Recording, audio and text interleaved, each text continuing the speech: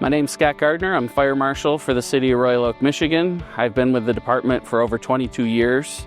Prior to joining the department, I actually got a degree in chemical engineering, decided I didn't want to sit in an office, and the rest is history. I joined the fire department in 2003 and been here ever since. And I love coming to work every day still. Royal Oak's a pretty diverse community. We have a thriving downtown with new high-rises going in, multi-family residents. And then we have out in the east side of the city, we have more residential, bedroom type homes. And then we actually have an industrial base in the north end of the city. So we kind of cover all the different types of occupancies throughout a city. Prior to the inception of the full-time department in 1913, we've been a full-time department. We've been a union department since 1935, and we've celebrated over 100 years of service. So the department is made up of 57 suppression personnel. We have 3 stations and cover roughly 12 square miles. We protect 58,000 residents, and we pulled over 7,500 calls last year alone out of 3 stations. We have 3 engines, a ladder truck, and 3 rescues that we run on a full-time basis. We do run a lot of medical runs. That's a good majority of our calls. We have 2 freeways and a highway, 696, we have I-75, and we have Woodward. So we do see our fair share of vehicle accidents and vehicle fires. And for the most part, it's a safe community. Fortunately, we don't have too many structure fires. So fire prevention's trying to do our job. Tools are the most important thing that we have. I always say that the fire engines are like rolling toolboxes. And when the community can't figure out what to do, they call the fire department. So we need to know, or at least figure out how to handle every situation. So make sure we have all the proper tools, including apparatus, to respond to these emergencies is of the utmost importance.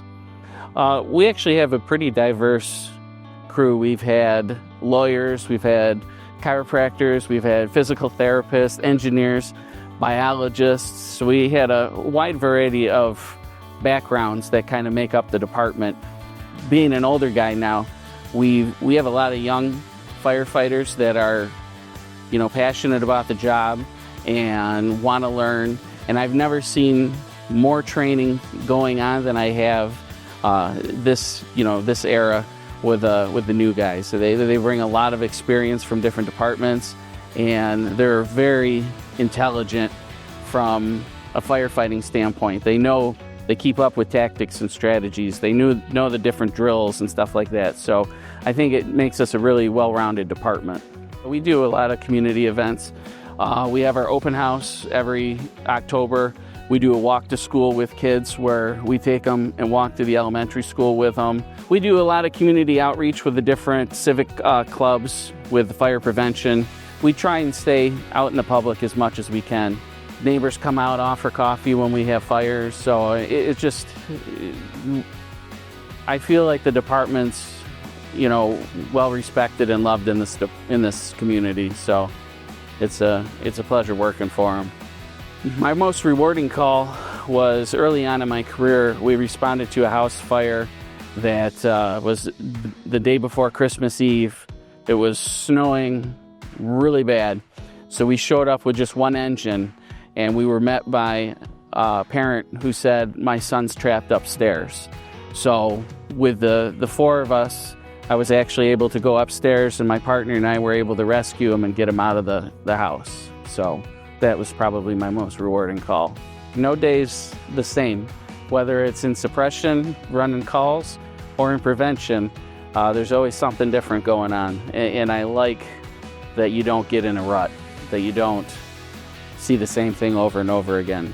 This job is unlike any job I've ever seen or I've ever had, because you can come across a firefighter that's in the community next door or halfway around the world, and we all share a same bond. It's an instant friendship, it's an instant connection, because we face the same challenges. Fire behaves the same anywhere in the world. We may fight it differently, but we're still fighting the same danger, the same threat.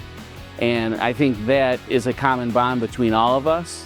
Doesn't matter where you're at. You feel their pain when they're going through stuff. you understand what they're going through, and when you meet them, you have that shared bond of, you know, we fight the same threats and we fight the same fire.